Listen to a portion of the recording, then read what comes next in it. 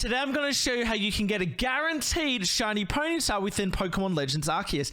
And you cannot fail this shiny. That's the best thing about it. I'm going to show you how to do that as well. Let's get into it. And of course, if you find this video helpful, make sure you subscribe to the channel if you haven't before. Chuck a like on it. You can also check me out at twitch.tv/MetalFew4 where I stream 5 days a week. Plenty of Arceus content. Now, once you complete your first noble battle and you defeat Cleaver, when you go back to base and you go into the professor's lab and you check the blackboard at the back of the room, there's going to be two new requests. One is Zubat's eyes and the other is called a Peculiar Ponyta, and it talks about a strange looking Ponyta out in the fields, and you need to talk to someone called Yochu. Now Yochu is just past the training area here and he's on the bridge. Now when you start to talk to him, he's going to talk to you about this Peculiar Ponyta, and you need to head to the Horseshoe Plains because that's where it was last seen.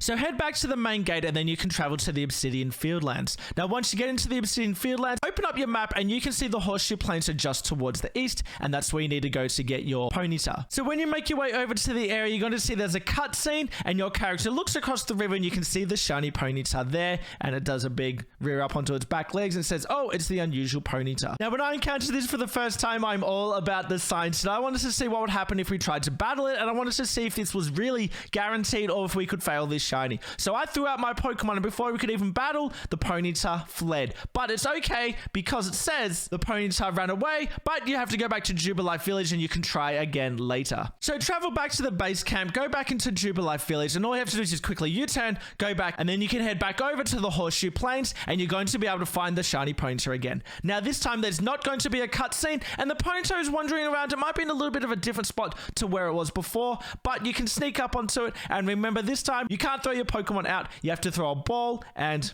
here you can see we caught it.